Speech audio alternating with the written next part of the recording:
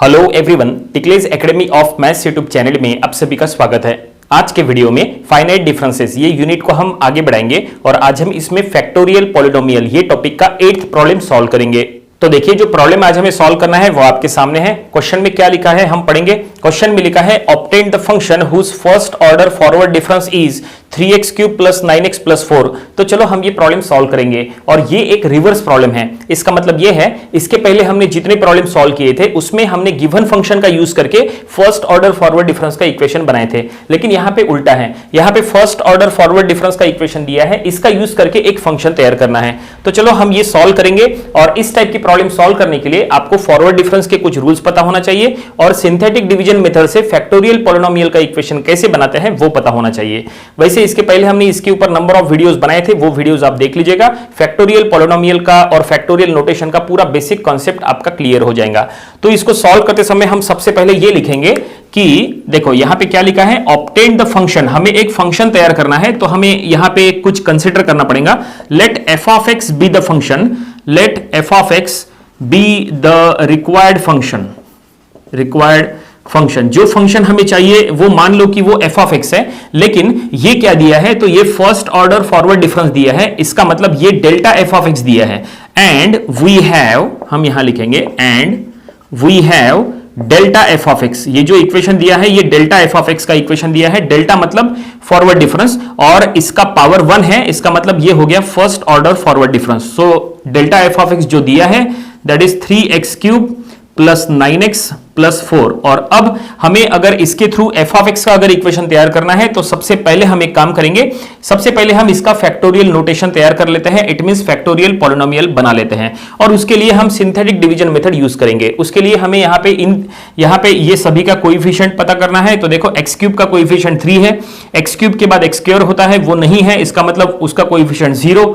Then x का coefficient 9 and यहाँ पे कांस्टेंट है 4। ठीक है, सो हम यहां पे लिखेंगे now delta f of x in factorial notation, in factorial notation will be, in factorial notation will be. देखो यहां पे ये delta f of x factorial notation में अगर हम इसको कन्वर्ट करेंगे तो देखो क्या होगा, तो इसका कोएफिशिएंट जैसा हमने कहा 3, देन x³ के बाद होता है x², वो नहीं है तो उसका कोएफिशिएंट 0, देन x का कोएफिशिएंट 9 और कांस्टेंट है 4। ठीक है, तो हम यहाँ पे सिंथेटिक डिवीजन मेथड का यूज करने वाले हैं और यहाँ पे हम इसके कॉलम वगैरह बना लेते हैं।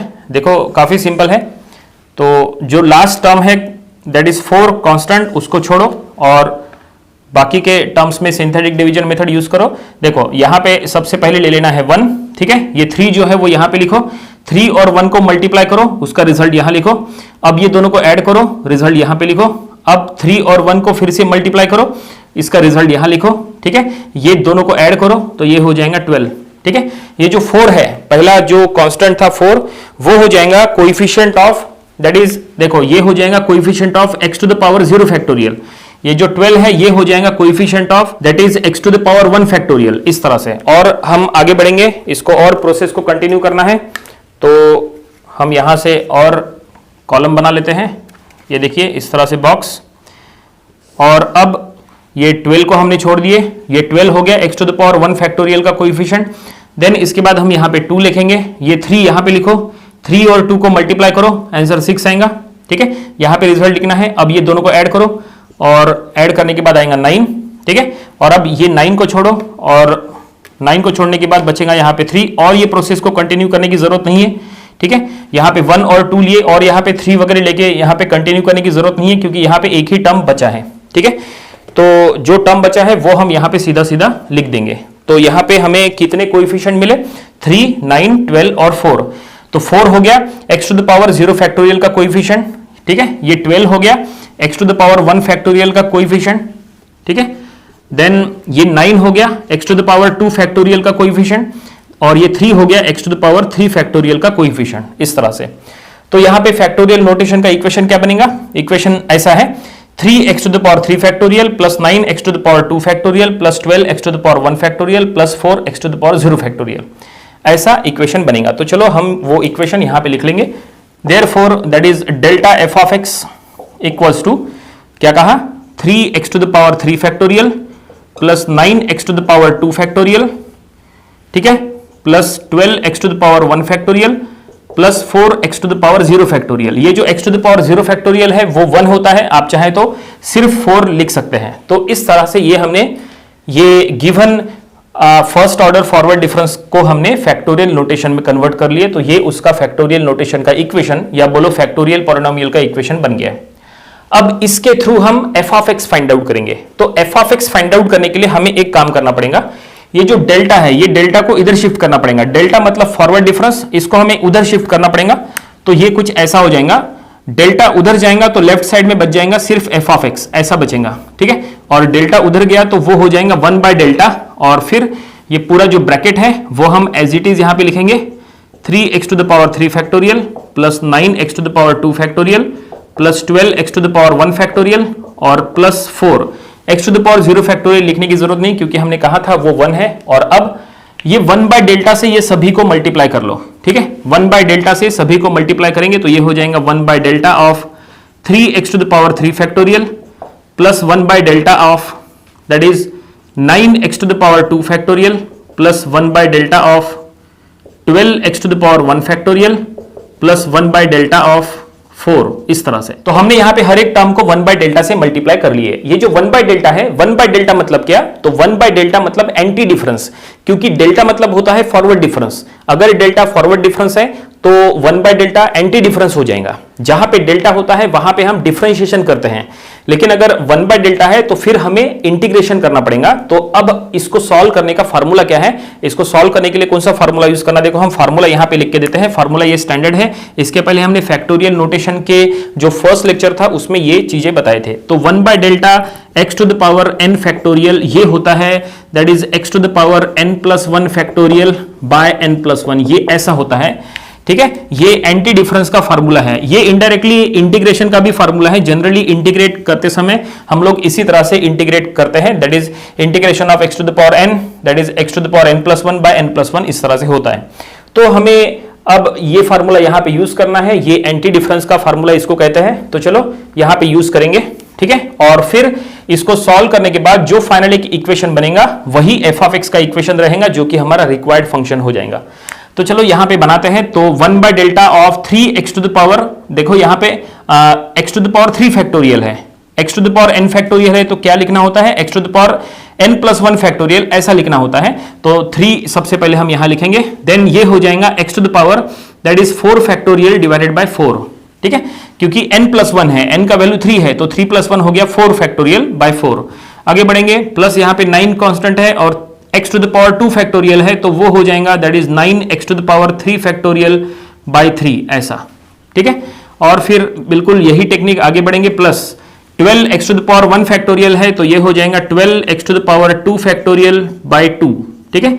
क्योंकि यहां पे n का वैल्यू 1 है तो n plus 1 it means 1 plus 1, तो वो हो गया 2 फैक्टोरियल। और यहां पे हो जाएगा, देखो 4 है तो ये हो जाएगा 4x to the power 1 factorial, ये ऐसा, क्योंकि यहां पे 4 के बाद क्या था? x to the power 0 factorial था, ठीक है ना। ये देखो हम यहां पे लिख लेते हैं x टू द पावर, यहां पे 0 फैक्टोरियल था, इसका मतलब यहां पे n का वैल्यू 0 है। अगर यहां पे n का वैल्यू 0 है तो n plus 1 it means 0 plus 1, ठीक है। ये यहां पे मेंशन करने की जरूरत नहीं है, यहां पे आपने मेंशन नहीं किए तो भी चलेगा। देखो हम यहां से इसको हटा देते हैं, ठीक है, इस तरह से। तो फाइनली ये यहां पे हमने सभी का एंटी डिफरेंस ले लिया है, लेकिन प्रॉब्लम अभी भी कंप्लीट नहीं हुआ है। भले ही हमने एंटी डिफरेंस ले लिया है, लेकिन ये जो पूरा इक्वेशन है ये फैक्टोरियल नोटेशन फॉर्म में है। हमें अब यहाँ पे फैक्टोरियल नोटेशन का फार्मूला अप्लाई करना पड़ेगा और इसको सॉल्व करना पड़ेगा और इसको नॉर्मल इक्वेशन में कन्वर्ट करना पड़ेगा। उसके लिए आपको फैक्टोरियल नोटेशन का फार्मूला पता होना चाहिए, x to the power n factorial का फार्मूला पता होना चाहिए। देखो फार्मूला हम आपको लिख के देते हैं, फार्मूला ऐसा है that is x to the power n factorial, ये होता है x into x minus 1 into x minus 2, और ये आपको तब तक लिखना है दैट इज कब तक लिखना है? देखो x minus that is n minus 1, देखो इस तरह से आपको लिखना है। x to the power n factorial है तो आपको इस तरह से एक्सपांड करना है, ठीक है। कहां तक? देखो यहाँ पे x माइनस n माइनस 1 तक आपको एक्सटेंड करना है, ठीक है। तो चलो देखते हैं ये कैसे होगा। तो हम यहाँ पे लिखेंगे, देखो 3/4 हम यहाँ पे बाहर लिख लेंगे, ठीक है, 3/4 बाहर, और x to the power 4 factorial है तो ये फार्मूले का यूज करके हम इसको एक्सपांड करना है। तो ये हो जाएगा x into x minus 1 into x minus 2 into x minus 3, बस यहाँ तक, ठीक है। देखो x माइनस 3 तक, क्योंकि यहां पे 4 फैक्टोरियल है। देखो यहां पे जो n होता है हमें कहां तक एक्सटेंड करना है, n माइनस 1 तक एक्सटेंड करना होता है। 4 है, इट मींस n के जगह यहां पे 4 है, तो n माइनस 1 तक एक्सटेंड करना है, यानी ही 4 माइनस 1 तक एक्सटेंड करना है। 4 माइनस 1 इट मींस 3, इसलिए हमने 3 तक इसको एक्सटेंड किए। बिल्कुल यही फार्मूला अब हम यहां पे यूज करेंगे, तो ये हम लिखेंगे प्लस 9/3 बाहर रखो, then x to the power 3 factorial है, इसका मतलब x into x minus 1 into x minus 2, बस यहां तक इसको एक्सटेंड करना है। ओके, और अब ये दोनों टर्म्स के बारे में लिखेंगे, तो ये 12/2, तो ये हो जाएगा 6, तो हम लिखेंगे plus 6, x to the power 2 factorial है, it means x into x minus 1, ठीक है। यहां पे 2 फैक्टोरियल है, तो यहां पे 1 तक हमें एक्सटेंड करना है, और फिर प्लस ये 4x to the power 1 factorial है, इट मींस ये सिर्फ 4 ऑफ x ऐसा लिख सकते हैं, ठीक है। तो फाइनली हमने इसको नॉर्मल फॉर्म में कन्वर्ट कर लिए, फैक्टोरियल नोटेशन फॉर्म में था, हमने उसको नॉर्मल फॉर्म में कन्वर्ट कर लिए, लेकिन अब हमें इसको सॉल्व करना पड़ेगा, इसको सॉल्व करके एक इक्वेशन तैयार करना पड़ेगा, वही हमारा रिक्वायर्ड फंक्शन हो जाएगा। तो चलो देखते हैं इसको सॉल्व करते समय ये क्या आएगा। सबसे पहले ये 3/4 बाहर रखो, यहां पे x minus 1, x minus 2, x minus 3, ये तीनों ब्रैकेट को मल्टीप्लाई करना पड़ेगा। तो देखो तीनों ब्रैकेट को आप जो है ये तीनों ब्रैकेट को मल्टीप्लाई करके फिर x से मल्टीप्लाई करके आप रफ कैलकुलेशन साइड में कर सकते हैं, और इसके थ्रू जो आंसर आएगा, जो इक्वेशन आएगा, वो आप यहां पे डायरेक्टली लिख सकते हैं, कोई दिक्कत नहीं है। या तो आप यहां पे स्टेप वाइज करो, ठीक है। तो फिलहाल ये x इंटू x माइनस 1, और यहां पे x माइनस 2, x माइनस 3 को हम पहले मल्टीप्लाई कर लेते हैं, तो ये हो जाएगा x स्क्वायर, और ये minus of 3x minus of 2x, इसका मतलब माइनस ऑफ 5x, और ये प्लस ऑफ 6, ठीक है। पहले ये दो ब्रैकेट को हमने सॉल्व कर लिए, प्लस 9/3, देन ये x बाहर रखो, और ये x माइनस 1, x माइनस 2 को यहां पे मल्टीप्लाई कर लो, तो ये हो जाएगा x स्क्वायर, देन ये माइनस 2x माइनस x, इसका मतलब minus of 3x plus of 2 ऐसा हो जाएगा, ठीक है। और फिर नीचे में यहां पे हम मल्टीप्लिकेशन करेंगे, प्लस ये x से मल्टीप्लाई कर लो, तो ये हो जाएगा 6x square minus of 6 plus of 4x। और अब हम आगे कंटिन्यू करेंगे, तो यहां पे 3/4 बाहर में है। अब देखो ये पूरे ब्रैकेट को x माइनस 1 से मल्टीप्लाई करना है, लेकिन x माइनस 1 से मल्टीप्लाई करते समय ये x से भी हम मल्टीप्लाई कर लेंगे, तो ये x इंटू x हो जाएगा x स्क्वायर, और फिर ये पूरे इसको x स्क्वायर से मल्टीप्लाई करो, तो x स्क्वायर से मल्टीप्लाई करते समय ये हो जाएगा x to the power 4 minus 5x cube plus 6x square, ठीक है। हमने पूरे इक्वेशन को x स्क्वायर से मल्टीप्लाई कर लिए, और अब पूरे इक्वेशन को माइनस x से मल्टीप्लाई करो, क्योंकि ये x से जब आप ये माइनस 1 को मल्टीप्लाई करेंगे तो वो माइनस x हो जाएगा, और वो माइनस x से पूरे इसको मल्टीप्लाई करेंगे, तो वो हम यहां पे लिखेंगे minus of, that is x cube plus of 5x square plus और माइनस ऑफ 6x। देखो हमने पूरे इक्वेशन को अब माइनस x से मल्टीप्लाई कर लिए, तो ये हो गया, ठीक है। तो इस तरह से ये हमने पहला टर्म पूरी तरह से सॉल्व कर लिए, और अब यहाँ पे 9/3, तो ये हो जाएगा प्लस 3, ठीक है। 9/3 माने 3, और अब यहाँ पे x से मल्टीप्लाई कर लो, तो ये हो जाएगा that is x cube minus of 3x square plus of 2x, ये ऐसा हो जाएगा। ओके, हमने यहाँ पे सभी को x से मल्टीप्लाई कर लिए, और अब ये जो टर्म बची है ये एज इट इज लिखो, plus 6x square minus of 6 plus of 4x। और अब ये 3/4 से सभी को मल्टीप्लाई कर लो अंदर में, तो ये काफी लंबा हो सकता है। अब तो हम यहां से लिखेंगे f ऑफ x, देखो यहां पे क्या मिलता है, 3/4 से मल्टीप्लाई कर रहे हैं, तो ये 3/4 x to the power 4, then minus यहां पे 3/4 से मल्टीप्लाई करेंगे, तो ये 15/4, then x to the power 3, और ये plus that is 18/4, then x to the power 2, ठीक है यहां पे, देन ये minus 3/4 x to the power 3, और फिर ये यहां पे मल्टीप्लाई करेंगे 15/4 x to the power 2 minus of 18/4 x। देखो ये हमने पहले ब्रैकेट को 3/4 से मल्टीप्लाई कर लिए, और अब यहां पे 3 से मल्टीप्लाई कर लेंगे सभी को, तो ये होगा 3x cube minus of 9x square, ठीक है। देन नेक्स्ट टर्म हम यहां पे लिखेंगे प्लस ऑफ 6x और plus of 6x square minus of 6 plus of 4x। तो ये हमने पूरी तरह से एक्सपांड कर लिए हैं, हम बिल्कुल स्टेप वाइज कर रहे हैं, बिल्कुल जल्दबाजी करने की जरूरत नहीं है। और अब हम क्या करेंगे, अब हम पूरे इक्वेशन में से 1/4 कॉमन ले लेंगे, क्योंकि यहां पे मैक्सिमम टर्म्स में देखो डिनोमिनेटर में 4 है, ठीक है। तो एक काम कर लेंगे, पूरे इक्वेशन में से 1/4 कॉमन ले लो और फिर इसको रिड्यूस कर लो। तो हम इसको यहां पे सॉल्व करेंगे, तो ये कुछ हम यहां पे लिखेंगे। अब तो ये देखते हैं क्या f ऑफ x का इक्वेशन बनता है। तो 1/4 हमें कॉमन लेना है जैसा हमने कहा था, और अब क्या बचेगा, तो ये 1/4 कॉमन लेने के बाद ये हो जाएगा 3x to the power 4, 3x to the power 4, then ये minus 15x³ minus of 15x³, then यहां पे रहेगा plus 18x² plus 18 of x², ठीक है, 3 टर्म्स हो गए। देन ये minus of x³, then plus 15 of x², ठीक है, देन माइनस ऑफ 18x, ठीक है। देखो यहां से लेके यहां तक सभी में, देखो सभी के डिनोमिनेटर में 4 है तो हमने सीधा कॉमन ले लिए, ठीक है, और न्यूमरेटर हमने यहां पे एज इट इज लिख दिए। लेकिन देखो इसके बाद जो भी टर्म्स है उसमें यहां पे डिनोमिनेटर में 4 नहीं है, तो हमें क्या करना पड़ेगा, इसके बाद के सभी टर्म्स को 4 से मल्टीप्लाई करना पड़ेगा। तो ये इसके बाद के टर्म्स देखो यहां से हमें पूरे के पूरे लिखना है एज इट इज, लेकिन 4 से मल्टीप्लाई करके, तो ये हो जाएगा 12x³ minus 36x² plus 24x plus 24x² minus 24x, और ये हो जाएगा प्लस 16x, इस तरह से, ठीक है। तो ये हमने इस तरह से पूरे के पूरे ये जो इक्वेशन था उसमें से हमने 1/4 कॉमन ले लिए, और अब हम इसको रिड्यूस करेंगे और यहाँ पे अब फाइनल आंसर आ सकता है। तो f of x equals to 1/4 बाहर में है, और अब देखो x का हाईएस्ट पावर क्या है, x का हाईएस्ट पावर 4 है, और वो एक ही टर्म है तो वो हम यहाँ लिखेंगे 3x⁴, और अब x का पावर 3, ऐसे कितने टर्म से चेक करो, तो x का पावर 3 वाला 1, ये 2 और ये 3, ठीक है, 3 टर्म्स है, तो यहाँ पे -15, ठीक है, -15 -3, तो ये हो जाएगा -18, और ये प्लस ऑफ 12, -18 + 12, तो ये कितना रहेगा, ये रहेगा -6x³, ऐसा, ठीक है, -6। और अब x² के टर्म्स कितने हैं वो चेक करो, तो x² का ये एक टर्म है, ये दूसरा है, ये तीसरा है, ये चौथा है, 4 टर्म्स है, ठीक है।